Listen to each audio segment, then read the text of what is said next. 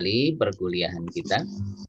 Ya, kita buka perkuliahan kita dengan bersama-sama melafadzkan basmalah. Bismillahirrahmanirrahim. Sedikit saya mereview materi kita yang lalu. Jadi kalau kita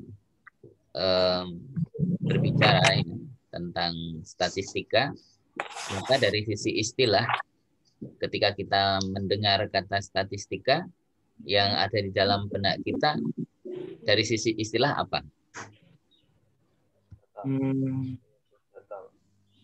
Data, Pak, dataan.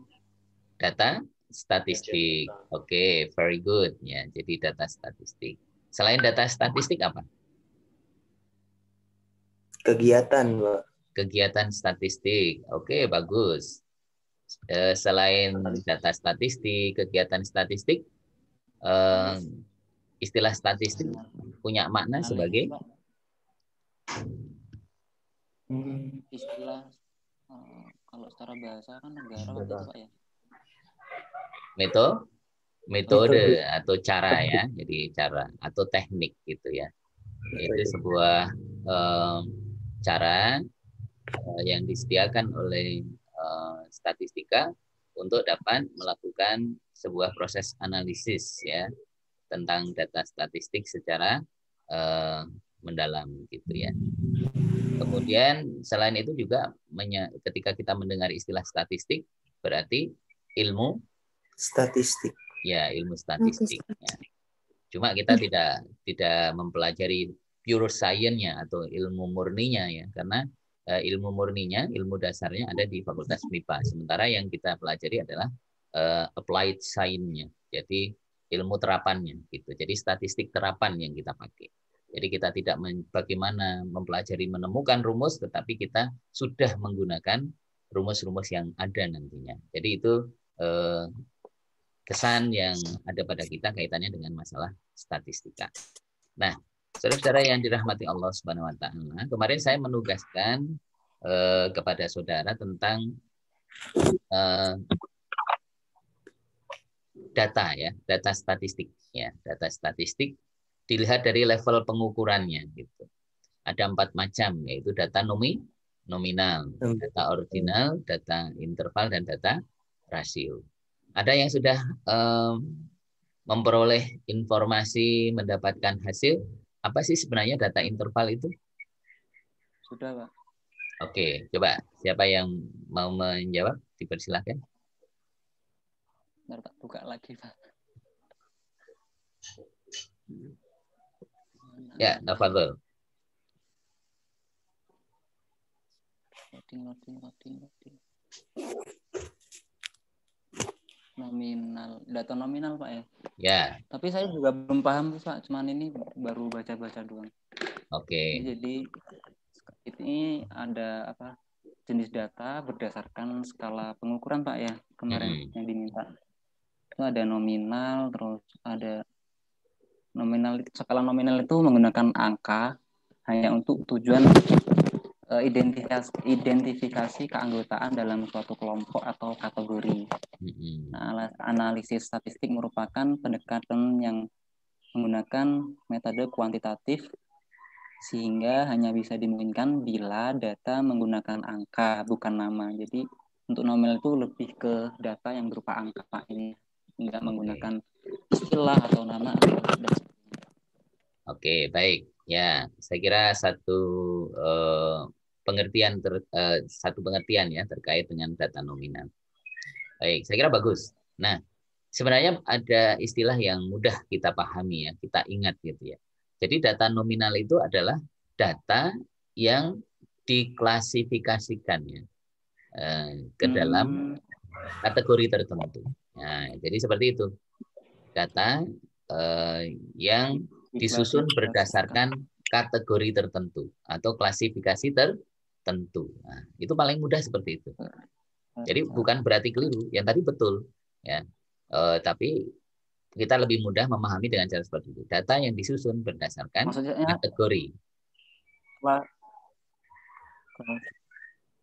Klasifikasi tertentu itu Nah, jadi Tapi kan begini. kalau kalau menurut saya kalau masih kata-kata klasifikasi tertentu itu kan masih agak umum Pak ya. Kan Iya, tertentu itu betul. kelasnya berupa angka. Di sini lebih spesifiknya berupa angka Pak. Bagaimana Pak? Semua, ya oke. Semua data statistik yang dimaksud di sini itu ada kaitannya dengan kuantitatif data. Ya, jadi data kuantitatif yaitu berupa angka. Cuma dalam penyusunannya itu didasarkan atas klasifikasi kategori tertentu. Nah, jadi seperti itu. Contoh sekarang, jenis kelamin. Jenis kelamin kita tahu ada berapa macam? Dua ya. Ya, kita mengenal dua, tidak mengenal yang ketiga dan seterusnya ya. Jadi kalau kita mengenal gender atau gender gitu ya, gender ya, betul ya gender ya. Gender ya. Gender ya, ya Pak benar Pak. Ya, kalau tulisannya kan gender gitu ya, gitu ya. Ya, gender itu kan laki-laki dan perempuan, betul? Nah, laki-laki kita kategorikan menjadi, kita kasih kode menjadi 1. Kemudian perempuan menjadi 2. Nah, bukan berarti perempuan itu lebih banyak gitu ya dari 1 tadi, tetapi semata-mata di situ hanya untuk klasifikasi kategori. Simbol Pak. Nah, jadi simbol, jadi di situ kode saja. Nah, jadi seperti itu. Makanya dikategorikan, klasifikasikan. Ya. Jadi data yang disusun berdasarkan kategori tertentu, klasifikasi tertentu. Nah, jadi seperti itu. Jadi kalau nanti itu berupa angka, itu angka bukan menunjukkan kuantitas yang meningkat, tetapi itu semata-mata hanya kode. Jadi seperti itu. Jelas ya? Oke, ya, jadi itu cara memahami, insya Allah lebih mudah dengan cara seperti itu. Jadi diklasifikasikan, dikategorikan tertentu gitu ya. Jadi disusun berdasarkan kategori tertentu, klasifikasi tertentu. Nah, sekarang contoh jenis kelamin. Jadi kalau ada nanti urutan 1, 2, 3, berarti 3 bukan berarti lebih banyak dari 1, tapi semata-mata untuk membedakan saja. Untuk mengklasifikasikan gitu. Iya, hanya klasifikasi saja. Ya, itu contoh. Itu yang pertama jenis kelamin. Yang kedua apa kira-kira? Anda sekarang sudah tahu, oh berarti kalau itu hanya klasifikasi. Jadi tidak ada nuansa peningkatan kuantitas. Semata-mata itu hanyalah kode gitu. Contoh lain apa contohnya?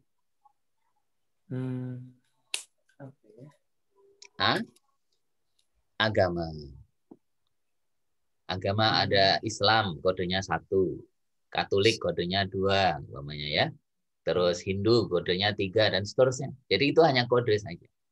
Bukan berarti nanti Hindu itu lebih baik dari Islam. Tidak begitu. Itu hanya untuk mengkodekan saja. Oke, jenis pekerjaan. Ada TNI, ada buruh, ada apa namanya? Ada guru gitu ya. Kemudian ada juga ASN gitu ya. Nah, ini untuk klasifikasi saja. Terus apa? Asal sekolah.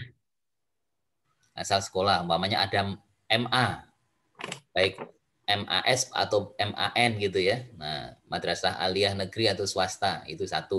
Kemudian yang kedua SMK. Kemudian yang ketiga SMA. Yang keempat pesantren. Nah, umpamanya itu kan itu untuk bedakan saja, gitu ya. Jadi ini arti dari data nominal. Jadi data yang disusun berdasarkan kategori tertentu atau klasifikasi tertentu. Gitu. Bisa dipahami? Bisa Pak. Bisa ya. Asal daerah gitu. Sebagai simbol Pak ya. Ya, jadi lebih kepada simbol. Mengganti nama atau mengganti karakter seperti Pak ya. Ya, simbol. Jadi kode tertentu ya. Jadi 1, 2, 3 itu adalah kode saja. Jadi seperti itu. Jadi tidak menunjukkan kapasitas peningkatan ya. Jadi peningkatan kapasitas ya, kualitasnya tidak gitu ya. Kuantitasnya bukan meningkat, tapi itu semata-mata hanya untuk membedakan saja. Nah, termasuk asal daerah gitu ya. Nah, asal daerah mahasiswa umpamanya, ada yang dari Jakarta, ada yang dari Jogja, ada ini. Itu kan hanya untuk membedakan. Gitu. Bukan berarti Jakarta jauh lebih ini ya. Ya mungkin kalau dilihat dari aspek tertentu, iya, tetapi itu hanya untuk membedakan ini. Program studi namanya.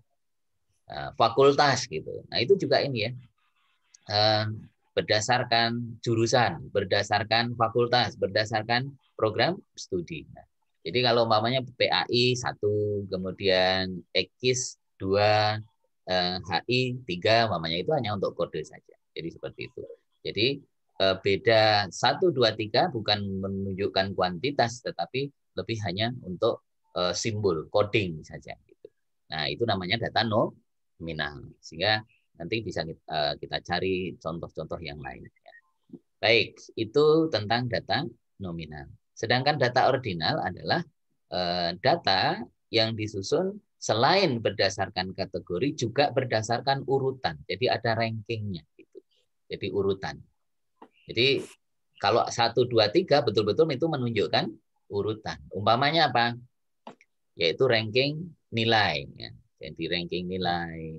Kemudian pendapatan, ya, pendapatan orang tua itu berarti nominal gitu ya. Jadi ada pendapatan yang tinggi, sedang, rendah gitu. Nah itu berarti kalau yang ada tingkatan seperti itu adalah termasuk data ordinal. Ya, jadi meningkatnya tingkatan rank gitu ya. Di situ ada urutannya, ada rankingnya gitu. Nah itu namanya data ordinal. Contoh data ordinal banyak ya, data ordinal tingkat pendapatan, jenjang pendidikan ya. Jenjang pendidikan kan ada dari SD, SMP, SMA, perguruan tinggi gitu ya. Nah, itu jenjang pendidikan. Nah, kemudian level ya, level apa? Level penguasaan bahasa. Ada apa? Dasar, menengah, advance, umpamanya kayak gitu. Jadi ada tingkatan-tingkatan. Jadi yang menunjukkan tingkatan itu adalah data ordinal. Oke. Paham tuh? Paham. Oke, baik. Terima kasih. Nah, selanjutnya adalah data interval. Apa itu data interval? Jadi data interval adalah data yang disusun selain memiliki kategori, memiliki urutan, memiliki urutan juga memiliki jarak tertentu. Ya. Jadi kata kuncinya di jaraknya itu. Jadi contoh apa? Nilai. Nilai umpamanya dari 1 sampai 10. 1, 2, 3, 4, 5, 6, 7, 8, 9, 10. Jaraknya berapa di situ? 9, 8. 1 ya. Dari 1 ke 2 kan selisihnya 1. Dari 2 ke 3 selisihnya 1 gitu. Yang itu maksudnya ada jarak. Nah, jadi ada jarak tertentu. Nah, kemudian contoh, umpamanya kalau dari 1 sampai 100. Ya, 1 sampai 100. Tapi di situ umpamanya 1, 2, 3 sampai 100. Berarti jaraknya juga 1. Tapi kalau umpamanya saya sebut umpamanya begini, 5, 10, 15, 20, 25, dan seterusnya sampai 100, berarti jaraknya berapa di situ? 5. Nah, jadi seperti itu. 5. Nah, itu namanya data interval. Jadi data yang selain memiliki kategori, urutan, juga memiliki jarak tertentu. Nah, itu namanya data interval. Contoh yang bisa kita amati di dalam kehidupan kita, variabelnya berupa apa? Nilai, motivasi, gitu ya. Motivasi bisa punya jarak enggak antara satu orang dengan orang lain? Bisa. Nah, ya. Terus Bisa, IQ, kecerdasan, bisa. ada kan? Bisa. Ya, ada yang normal ya, biasa gitu ya. Kemudian ada yang cerdas, kemudian ada yang jenius, super jenius, itu kan ada jarak tertentu. Ya, itu termasuk kedisiplinan, ya. Kemudian religiusitas, kemudian minat, persepsi, itu bisa kita jadikan sebagai apa namanya interval date gitu ya, data nominal. Gitu. Nah, jadi seperti itu. Ini kaitannya dengan data interval. Yang terakhir adalah data rasio. Apa itu data rasio? Jadi data rasio itu data yang selain memiliki kategori, memiliki urutan, memiliki jarak, juga memiliki nilai nol mutlak atau nilai absolut. Nah, jadi nol mutlak. Jadi memiliki nilai nol mutlak. Jadi dengan data interval itu sebenarnya hampir mirip, tetapi bedanya kalau data rasio itu memiliki nilai nol mutlak.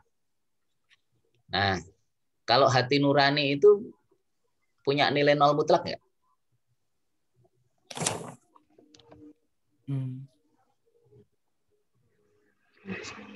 Pertanyaan saya, ada nilai nol mutlaknya nggak? Ada ya, bahkan minus pun ada ya. Contoh ya, seorang penguasa yang tidak memiliki hati nurani ya mereka membuat kebijakan ya semaunya sendiri, nggak peduli itu urusan nanti rakyatnya kayak apa, ya itu berarti tidak punya hati nurani gitu ya. Nah, ya seperti rezim sekarang ini kan, hati nuraninya nggak ada itu ya. Ya kenapa? Karena mereka berusaha ini mengesahkan undang-undang itu ya. Apa itu? Ada. Nah, yang kaitannya dengan tenaga kerja itu ya. Nah, ini cipta kerja ya gitu ya. Nah, ini kasihan banget ya. Jadi bukan saat sekarang ini yang terasa, tapi nanti generasi setelah penjenengan mereka akan menanggung beban yang sangat luar biasa.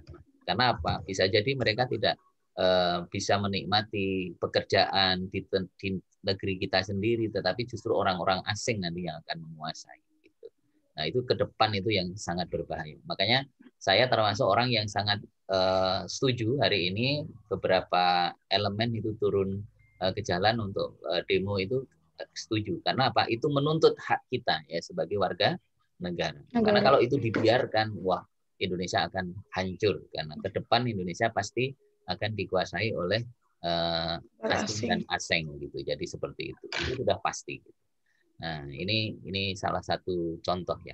Sehingga hati nurani itu bisa saja nol gitu ya, bahkan minus gitu ya. Ya kalau sudah tidak ada kepedulian lagi kepada rakyatnya. Padahal pemimpin yang baik itu kan yang sangat peduli kepada rakyatnya. Coba kalau pemimpin sekarang ini belusuan seperti Khalifah Umar bin Khattab, itu pasti tidak akan terjadi yang namanya kelaparan, yang tidak terjadi namanya ketidakadilan. Gitu.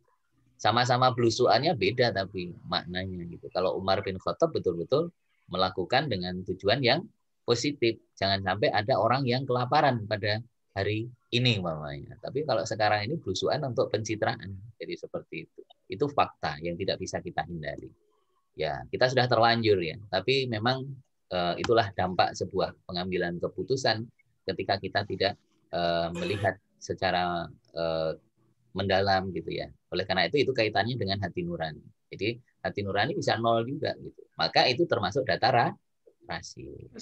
Semua yang punya nilai nol mutlak itu berarti termasuk data rasio. Nah, motivasi bisa nol mutlak enggak? Bisa, Pak. Bisa ya? Ada orang yang Bisa. tidak punya motivasi sama sekali? Ada? Ada, Pak. Ada ya. Ya. Yang orangnya biasanya gini ya, wis pas terang udah lebih saya mau hidup mau mati wis nggak ada urusan gitu. Nah, pokoknya kayak gitu ya. Jadi kayak Jabariun lah gitu ya kira-kira ya. Jadi terlalu pasrah bongkoan gitu ya. Ya, jadi seperti ini. Ini contoh ya. Nah, oleh karena itu ini penting. Jadi pembagian ya berdasarkan level penyusunannya itu menjadi penting. Karena apa? Jenis data ini nanti akan mempengaruhi teknik analisis mana yang akan digunakan. Teknik analisis mana yang akan digunakan. Oke, baik. Sampai di sini mungkin ada pertanyaan, dipersilahkan. Tidak ada ya? Mudah-mudahan bisa dipahami ya. Jadi nanti seperti itu. Jadi bedanya data interval dengan data rasio apa? Kalau interval itu tergantung kategori, urutan, atau jarak. Sedangkan rasio itu bermakna atau nol mutlak. Ya, jadi bedanya hanya pada atau terletak pada nilai nol mutlaknya. Nol mutlak. Mutlaknya. Ya, jadi nol mutlaknya itu. Jadi kalau tidak ada nol mutlak ya itu bisa saja masuk kategori data interval. Gitu ya. Interval. Gitu. Sama-sama motivasi, tetapi kalau tidak ada nol mutlak berarti kategorinya interval. Tapi kalau ada nol mutlak berarti di situ kategorinya rasio. Nah, itu kaitannya dengan pemahaman data gitu. Nah, saudara-saudara yang dirahmati Allah Subhanahu wa taala, siang ini saya ingin melanjutkan sedikit tentang sifat data statistiknya. Saya izin share screen gitu. Saudara-saudara yang dirahmati Allah, sudah bisa tampil, bisa dilihat? Bisa, Pak. Sudah, Pak. Oke, baik.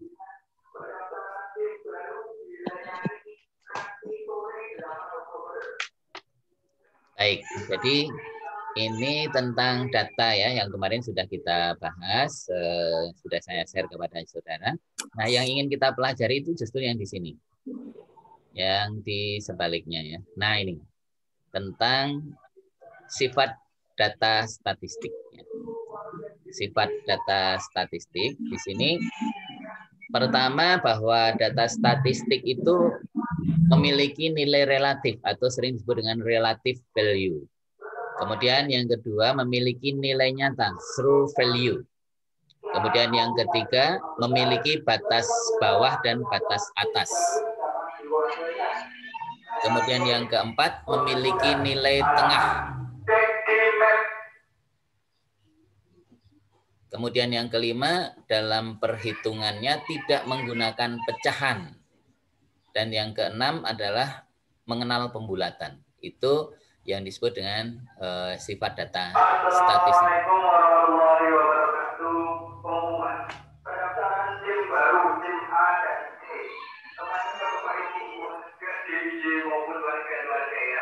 Nah, baik. Jadi ini kaitannya dengan nilai relatif ya. Jadi nilai relatif. Nilai relatif adalah nilai semu. Jadi apa itu nilai relatif? Adalah nilai yang ditunjukkan oleh angka atau bilangan itu sendiri. Contoh namanya nilai relatif dari 5 ya 5 itu. Nilai relatif dari 70 ya 70 itu. Jadi berapapun berarti nilai relatif adalah nilai yang ditunjukkan oleh bilangan itu sendiri. Itu namanya nilai relatif. Sehingga itu mudah kita bagi. Jadi kalau saya punya nilai 5, 7, 10, itu berarti sebenarnya sesungguhnya masih nilai relatif. Itu kalau dalam istilah statistik seperti itu. Nah, kemudian yang kedua, itu adalah nilai nyata atau nilai sebenarnya. True value. Nah, jadi yang disebut dengan nilai nyata adalah daerah ya tertentu dari suatu deretan angka yang diwakili oleh nilai relatif. Ya, jadi plus minus 0,5 dari nilai relatifnya. Nah, contoh umpamanya di sini. 5 itu berarti nilai relatifnya adalah plus minus 0,5. Nah, berarti 5 dikurangi 0,5, 4,5, dan 5 plus 0,5 sama dengan 5,5. Jadi nilai nyata dari 5 adalah 4,5 sampai 5,5. Kemudian kalau itu data tunggal, sementara untuk data kelompokan yang berupa interval, yaitu 78 sampai 80, berarti di sini ada 3 angka ya. 78 sampai 80 itu kan ada 3 angka. 78, 79, 80. Jadi ada 3 angka. Nah, berarti intervalnya 3 di situ. Nah, berarti apa? Nilai terendah yang ada di situ dikurangi 0,5, sedangkan yang tertingginya ditambah 0,5. Sehingga nilai nyata dari interval nilai 78 sampai 80 adalah 7,5 sampai 80,5. Kalau saya tanya, kira-kira kegunaannya untuk apa? Kok kita perlu ada nilai nyata ini? Ini dipakai untuk membuat apa? Ada yang bisa jawab? Nilai, Pak. Untuk membuat sajian data yang berupa apa? Grafik. Ya, grafik batang. Ya. Grafik batang itu nanti dasarnya pakai nilai nyata. Bukan nilai relatif. Ya, jadi bukan nilai semu, tapi pakai nilai nyata ini. Jadi itu nanti dipakai untuk membuat grafik, terutama grafik batang gitu ya. Jadi grafik batang. Nilai 5 berarti 4,5 sampai 5,5. Nilai 6, 5,5 sampai 6,5 dan seterusnya. Jadi seperti itu. Oke, baik. Ini contoh yang terkait dengan nilai nyata. Berikutnya itu adalah tentang batas bawah dan batas atas. Data statistik yang berupa interval, yaitu interval nilai, yang di dalam urutan itu ada sederetan angka, terdapat batas bawah dan batas atas. Misal tadi interval nilai 78 sampai 80, maka 78 disebut dengan batas bawah. Atau kalau dalam istilah yang di bukunya Pak Anas itu disebut dengan upper limit, ya, batas bawah. Sementara kalau yang 80 itu disebut dengan batas atas. Mohon maaf, salah tadi. Yang 78 itu lower limit, ya, low, ya, dari kata lower limit. Sementara kalau 80 itu disebut dengan upper limit, ya, di batas atas. Jadi seperti itu. Nah, sementara yang 77,5 itu adalah batas bawah nyata. Sedangkan 80,5 adalah batas atas nyata. Nah, jadi seperti itu. Ini untuk memahami data statistik, terutama sifat datanya. Kemudian yang berikutnya itu adalah nilai tengah. Nilai tengah atau midpoint itu adalah nilai yang berada di tengah-tengah satu deretan angka atau bilangan. Itu hanya terjadi ketika datanya berbentuk interval. Jadi datanya berbentuk interval. Kalau data tunggal nggak ada nilai tengah. Ya, kalau data tunggal nggak ada nilai tengah, tapi ini hanya diperuntukkan untuk data yang bersifat atau berbentuk interval. Contoh itu ya, interval nilai 78 sampai 80 berarti midpoint-nya adalah 79 karena di situ 79 ada di tengah-tengah antara 78 sampai 80. Ya, jadi seperti itu. Ahli statistik dalam konteks nilai tengah ini menyarankan sebaiknya intervalnya itu bilangan ganjil. Satu bilangan ganjil, tapi bukan termasuk. Kalau satu kan data tunggal. Ya, minimal itu adalah 2. Gitu. Nah, tapi 2 bukan bilangan ganjil. Yang bilangan ganjil adalah 3. Kenapa kok harus bilangan ganjil? Supaya mendapatkan angka bulat. Ya, jadi angka bulat. Gitu. Coba kalau 78, 79, itu kan 2 ya.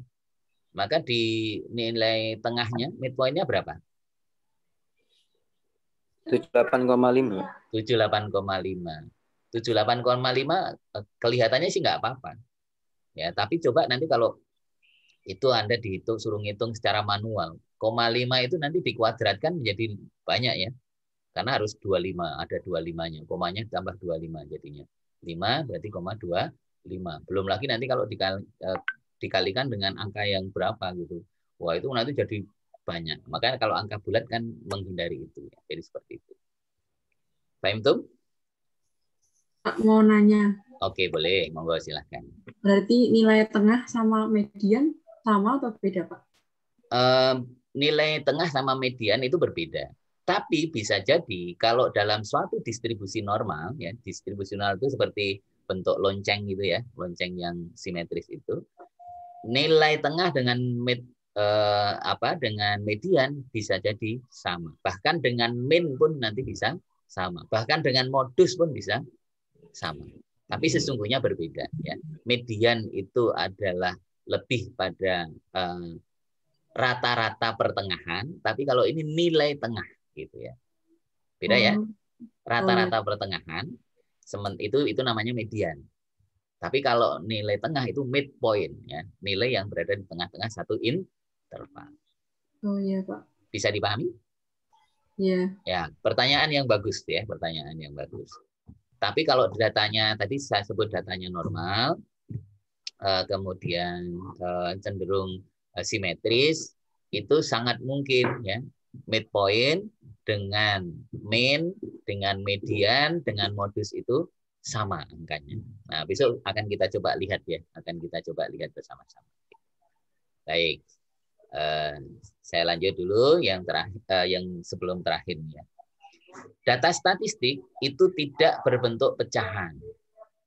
Nah, ini kalau kita belajar statistik, maka nanti kita tidak akan ketemu dengan pecahan. Karena kalau setiap ada pecahan harus diubah dulu ya, diubah ke dalam bentuk desimal. Nah, contoh seperti itu, setengah diubah menjadi 0,50. Pecahan 1/6 diubah menjadi 0,1 6 terus gitu ya, sampai seberapapun gitu ya. Nah, hanya saja saya berikan rambu-rambu, sebaiknya digitasinya berapa yang standar untuk statistika. Untuk statistika itu digitasinya kalau bisa yang 12, sehingga kalau pakai kalkulator apa itu yang digitasinya sampai 12.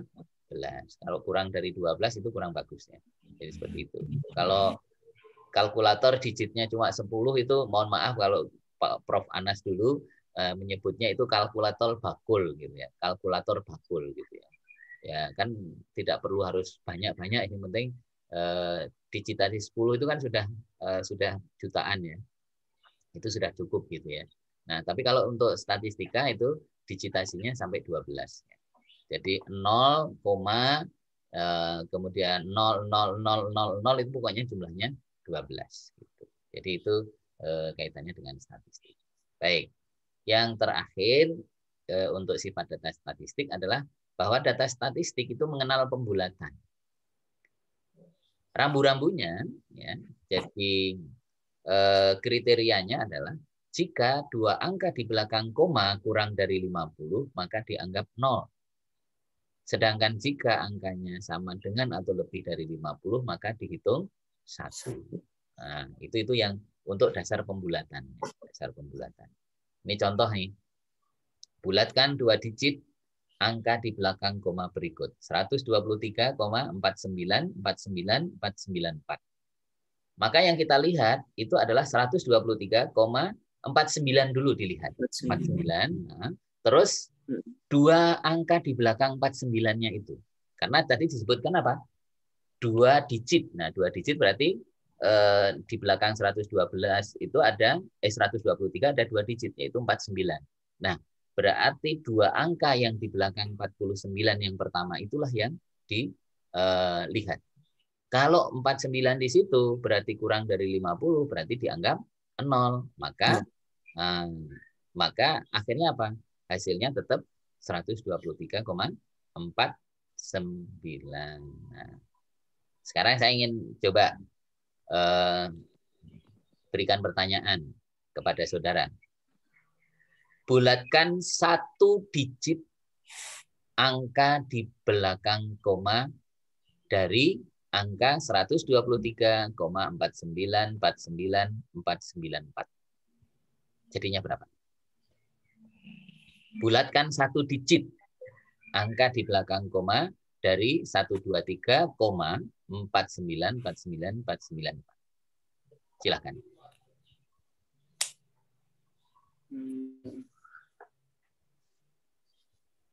Jadinya berapa?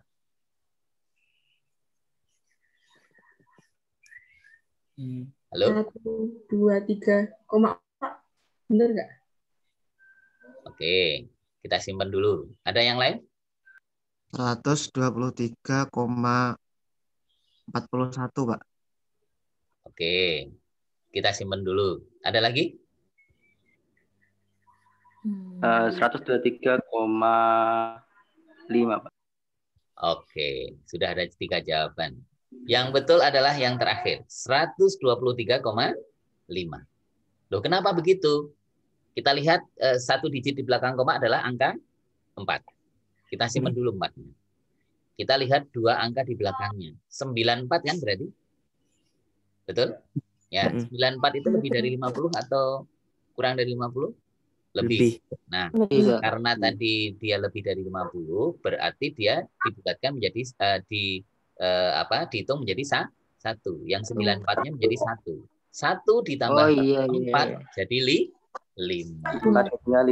Iya. Jadi kalau yang 4 itu masih mending, tapi kalau yang 1 itu malah jadi keliru banget. Yang betul adalah 123,5. Iya, Pak. Itu caranya ya. Jadi nanti dalam statistika kita akan ketemu bilangan-bilangan yang seperti itu. Jadi tidak ada pecahan, tetapi kita menggunakan angka desimal dan itu juga mengenal pembulatan. Jadi seperti itu. Hanya saja dalam konteks statistika, ahli statistik menyarankan pembulatan itu sebaiknya nanti di akhir. Ya, pembulatannya di akhir. Karena kalau nanti sudah ada proses penghitungan pembulatannya di awal, itu nanti akan bisa membuat hasil akhirnya itu selisihnya berbeda banyak. Ya, selisihnya berbeda banyak. Nah, nanti akan kita ketemui pada saat penjelasan yang berikutnya. Baik, saya kira itu kaitannya dengan sifat data statistik. Any question? Tafadhol. Pak, tolong diulangi lagi Pak, yang 123,49 tadi Pak. Oke, yang 123,49. Jadi, kata kuncinya untuk melakukan pembulatan adalah yang dilihat adalah dua angka. Dua angka di belakang koma. Ya, di belakang koma. Nah, kalau contoh di sini kan 123,4949,494. Di situ perintahnya apa? Bulatkan dua digit. Dua digit. Ya, dua digit berarti 123 koma ya. Nah, ini kan dua digit di belakang koma. Ya, di belakang komanya itu kan berarti dua digitnya adalah 49. Nah, 49 itu kita simpan. Nah, yang kita lihat adalah 49 yang berikutnya, dua angka berikutnya, yaitu 49 yang kedua. Nah, 49 yang kedua itu kita apa? Kita lihat dia di bawah 50 atau di atas 50. Di bawah 50. Nah, kalau di bawah 50 dianggap 0. 0. Nah, jadi 123,49. Nah, jadi karena dua digit berarti 123,49 saja. Karena 49 yang berikutnya itu dianggap 0. Tapi kalau umpamanya, contoh umpamanya begini, bulatkan 3 digit di belakang koma. 3 digit di belakang koma. Nah, kita lihat yang di belakang koma berapa? 494. Kita simpan dulu. Nah, lalu kita lihat dua angka di belakangnya. Dua angka di belakangnya berarti 94. Nah, 94 itu kan di atas 50. Berarti kalau di atas 50, maka dihitung 1. Maka 1 ditambah 4 menjadi 5. Jadi total akhirnya adalah 123,495. Gitu. Itu, Mas. Ulangi, Pak. Gimana, Pak? Ulangi, Pak. Yang ini tadi, yang 494. Nah, sekarang pertanyaan terakhir saya ya, dari angka 123,4949,494. Ya. Kita minta, umpamanya saya buat soal begini. Bulatkan 3 digit angka di belakang koma. Ya. Dari 123,4949,494. Nah. 3 digit di belakang koma berapa? 494. 494. Kita simpan dulu. 494. Nah, terus 494, maka di belakang angka terakhir 494 adalah dua angka, yaitu 94. Nah, 94 itu di atas 50 atau di bawah 50? Di atas, Pak. Nah, di atas 50. Kalau di atas 50, maka dia 1. Ya, dianggap 1. Nah, 1 ditambah angka terakhir dari 3 digit, yaitu 4, maka menjadi 5. Sehingga total hasil akhirnya adalah 123,495. Oke. Paham tuh? Paham, Pak. Allah paham. Oke. Baik. Any question again? Enough ya. Oke, baik. Sekarang yang terakhir ini saya ingin sampaikan tentang materi populasi dan sampel. Sudah tampil? Sudah, Pak. Sudah, Pak. Ya, ini saya sharing. Nah, ini kita lihat tentang populasi dan sampel. Nah, kita ingin ketahui kenapa kok kita membahas tentang populasi dan sampel?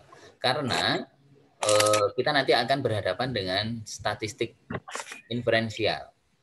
Yang di dalam statistik inferensial itu ada 2 ya. Nanti kita menggunakan parametrik dan non parametrik. Tetapi dalam konteks materi kita nanti kita masih membahas tentang yang parametrik. Artinya apa? Bahwa untuk menentukan ya, membuat kesimpulan itu didasarkan parameter, dan parameternya itu didasarkan atas teori peluang, ya, teori probabilitas, yang itu yang menjadi landasannya, parameternya adalah keterkaitan antara populasi dan sampel ini. Nah, apa itu populasi? Populasi itu adalah keseluruhan subjek yang menjadi sasaran penelitian, atau keseluruhan subjek yang diobservasi, keseluruhan subjek yang diteliti, keseluruhan subjek yang diamati. Nah, itulah namanya populasi. Jadi saya berikan contoh, kalau populasi mahasiswa UII, yaitu seluruh mahasiswa Universitas Islam Indonesia, yang sekarang ini kalau tidak keliru, jumlah mahasiswa yang teregistrasi gitu ya, teregistrasi itu jumlahnya adalah 20.000 sekian gitu ya. Jadi termasuk UI itu termasuk perguruan tinggi besar karena jumlah mahasiswanya sudah di atas 20.000 ya, itu. Swasta terbesar ya, termasuk swasta terbesar di Indonesia, bukan hanya terbesar tapi tertua juga ya. Nah, ini adalah salah satu perguruan tinggi pertama ya, tertua yang didirikan oleh putra bangsa. Ya, UI itu adalah perguruan tinggi yang didirikan oleh putra-putra bangsa gitu. Sebenarnya sudah ada sebelum UI, ada ITB gitu ya. Tapi ITB itu yang mendirikan bukan bangsa Indonesia, tapi itu adalah Belanda waktu itu. Nah, ini bedanya gitu. Baik. Jadi UI, mahasiswa UI berarti populasi mahasiswa UI adalah seluruh mahasiswa Universitas Islam Indonesia yang registrasi gitu. Jadi kalau yang tidak masuk, tidak registrasi, tidak membayar, berarti kan tidak masuk ya. Jadi seperti itu. Nah, jadi ini contoh populasi. Dan populasi ini bukan hanya orang ya, bisa juga berupa benda. Contoh jumlah pulau, jumlah flora, jumlah fauna gitu ya. Makanya kan ada yang sering istilah di kita itu, berapa sih badak bercula satu di Indonesia? Oh, populasinya sudah hampir punah gitu. Hampir punah itu berarti hampir tidak ada, meskipun alhamdulillah masih ada di kita ya. Maka lahir satu itu luar biasa, dilindungi betul gitu. Tapi banyak orang jahat juga ya. Ya banyak yang diburu gitu ya, dibunuh secara liar ya, dijual dagingnya, dijual apa itu culanya dan seterusnya. Nah itu, ini contoh ya. Nah ini jadi bukan hanya orang tapi juga menyangkut benda. Gitu. Baik, itu tentang populasi. Kemudian yang kedua itu adalah sampel. Apa itu sampel? Sampel itu adalah bagian atau sebagian part of population gitu ya. Bagian dari populasi yang ingin diteliti, yang memiliki sifat-sifat dari populasinya. Nah, jadi di sini disebutkan dipandang sebagai pendugaan terhadap populasi, namun bukan populasi itu sendiri. Jadi itu adalah bagian dari populasi yang diteliti. Sehingga kalau saya mau meneliti tadi jumlah mahasiswa atau meneliti mahasiswa UII, tidak seluruh mahasiswa UII yang jumlahnya 20.000 tadi saya teliti, tapi saya mengambil sebagiannya saja. Umpamanya 10%, berarti 2.000 mahasiswa. Tapi 2.000 mahasiswa itu harus mewakili. Ada dari Fakultas Ekonomi, ada dari Fakultas Hukum, ada dari Fakultas FTSP, ada dari FMIPA, ada dari FK, FPSB gitu ya. Kemudian ada FTI dan juga ada FIAI. Semuanya harus mewakili. Karena apa? 2.000 itu nanti akan kita jadikan membuat kesimpulan terhadap yang 20.000. Nah, jadi seperti itu. Nah, ini perlu kita perhatikan di sini. Sampel dianggap sebagai perwakilan dari populasi yang hasilnya mewakili keseluruhan gejala yang diamati. Jadi sampel yang baik itu adalah sampel yang representatif. Representatif berarti mewakili sifat-sifat populasinya. Jadi gitu ya. Kalau saya breakdown lagi kepada jumlah yang lebih kecil, umpamanya di FIAI, jumlah mahasiswa FIAI itu yang sekarang kira-kira jumlahnya berapa? Sekitar 2.000-an ya. 2.000. 2000 itu terdiri dari hukum Islam, ekonomi Islam, dan pendidikan agama Islam. Nah, itu pun juga masih ada angkatan-angkatan, angkatan 2010, mohon maaf ya, kayaknya sudah nggak ada 2010 ya, 2020, 2019, 2018, 2017, 2016, 2015, mungkin yang terakhir adalah 2013. 2013 masih ada kayaknya. Nah, ini. Itu masih ada strata-stratanya. Nah, jadi sampelnya, berarti kalau 2000 total mahasiswa FIAI, saya mengambil sampel 10%, berarti saya mengambil 200. Nah, 200 itu harus mencerminkan 3 prodi tadi, termasuk juga angkatan-angkatannya. Bahkan nanti detail lagi. Kalau dari mahasiswa FIAI itu unsurnya ada dari pesantren, ada dari aliyah, ada dari SMK, ada dari SMA, maka juga harus mewakili kesemuanya. Tidak boleh yang saya ambil, wah 200 itu cukup, dari yang pesantren semua itu sudah ada 200, saya ngambil pesantren tok. Berarti yang SMK, SMA, dan juga MA nggak terwakili. Itu nggak benar. Gitu ya. Nah, oleh karena itu memang sampel yang baik itu harus bisa sesuai dengan ukuran dan keragamannya. Jadi di situ ada keragamannya apa saja yang di dalamnya itu. Jadi kalau tadi ada unsur SMA, SMK, MA, dan pesantren, maka juga harus ada di dalam sampelnya itu. Di populasi ada itu, maka sampelnya juga harus ada itu. Gitu ya. Jadi ini. Nah, ada 2 cara pengambilan sampel, yaitu secara random atau acak gitu, dan non random atau non probabilitas. Nah, jadi nanti kalau kita sudah mendapatkan hasil dari sampel, maka diharapkan itu bisa digunakan untuk membuat simpulan terhadap populasinya. Karena bisa jadi begini, di populasi ada ciri seperti ini, tapi di sampelnya tidak didapat gitu. Nah, sehingga apa? Kesimpulan kita itu berarti tidak representatif. Di situ terjadi sampling error, kesalahan pengambilan sampel. Maka sebuah penelitian maka harus hati-hati kalau menggunakan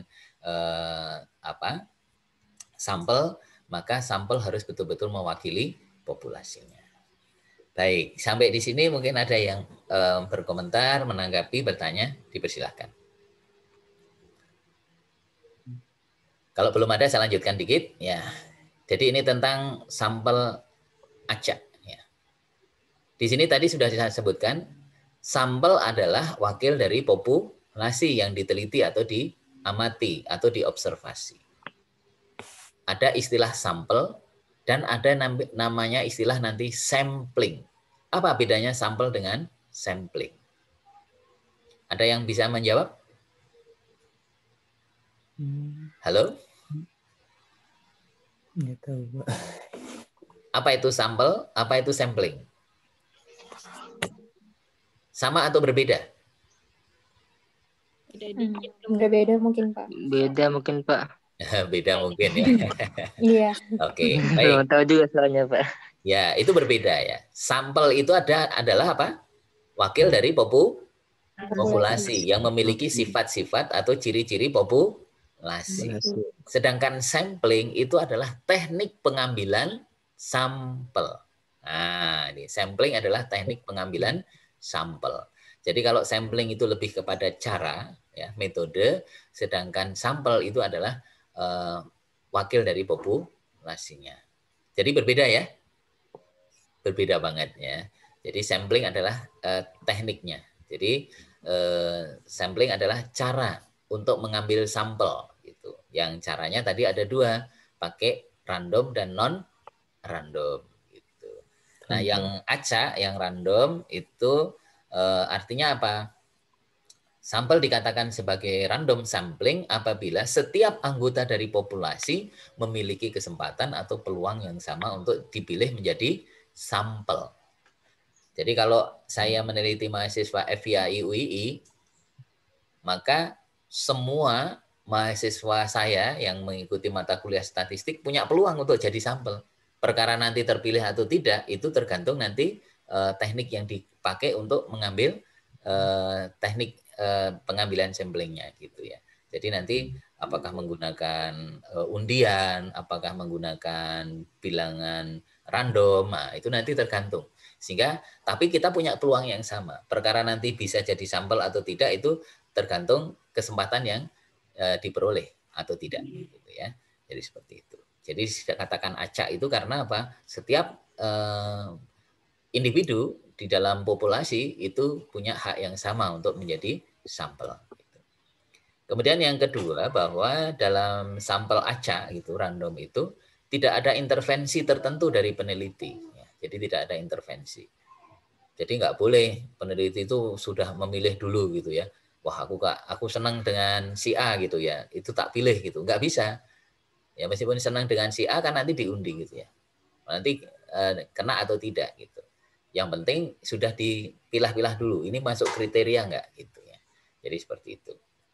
Oke, kemudian yang berikutnya, masing-masing jenis dari pengambilan ini memiliki kelebihan dan kelemahannya tersendiri. Jadi ini contoh ya, kelebihannya yaitu cermat gitu ya, cermat gitu ya.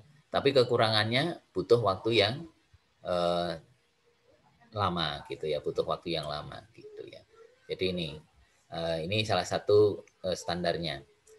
Dan ini secara acak itu memang memerlukan kecermatan yang luar biasa. Ya.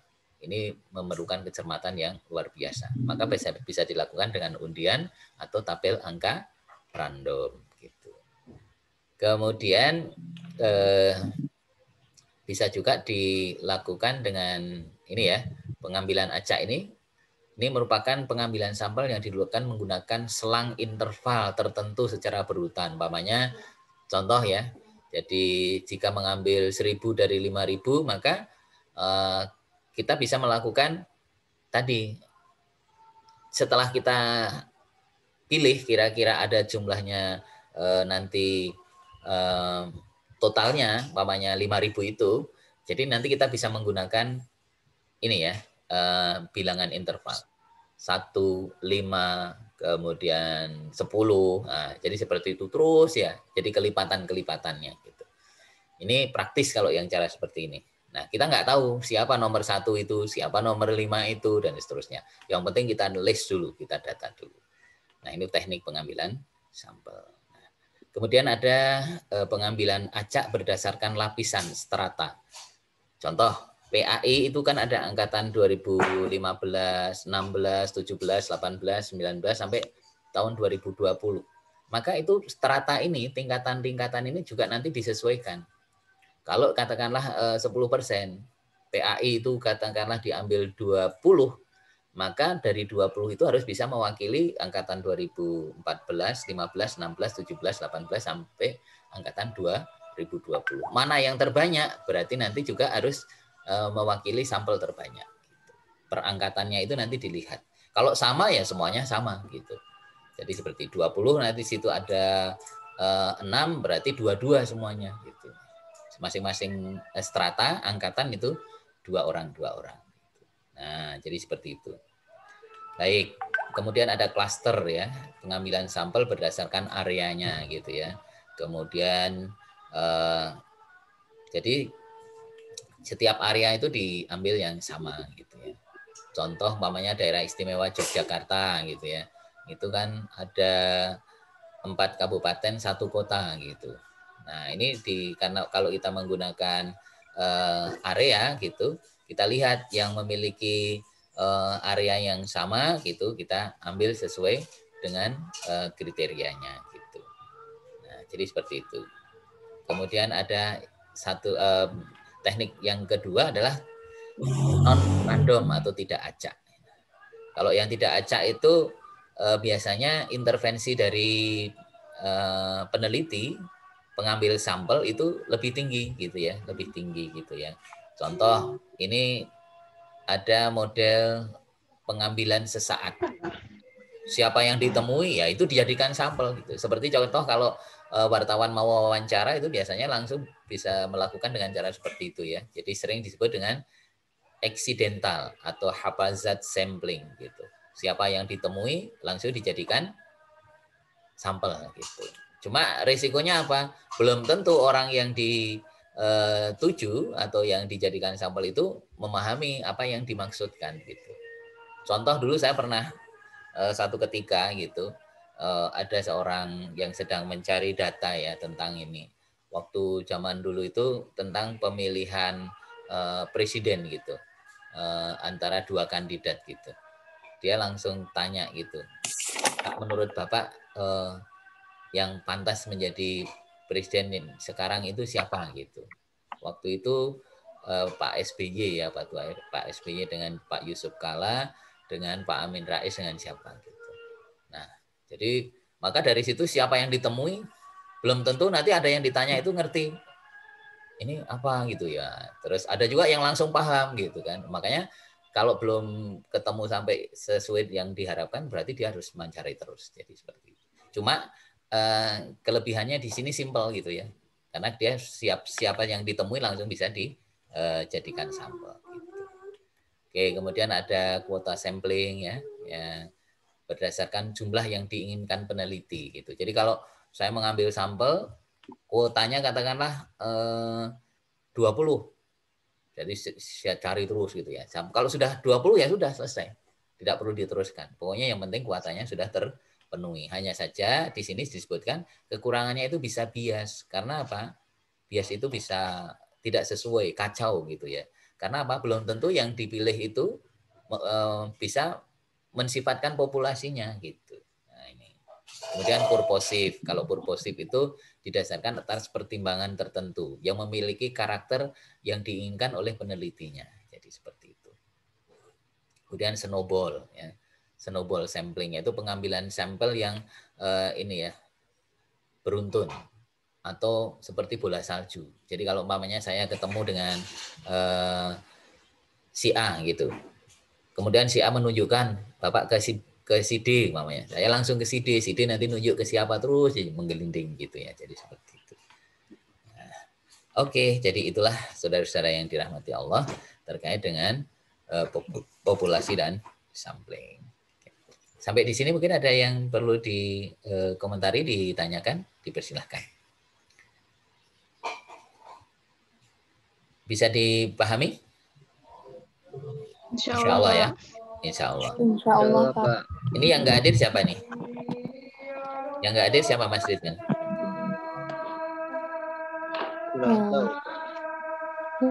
Mungkin Bapak bisa lihat di partisipan ya. Oke, baik. Kalau begitu sementara saya close dulu, saya off-kan dulu recordnya.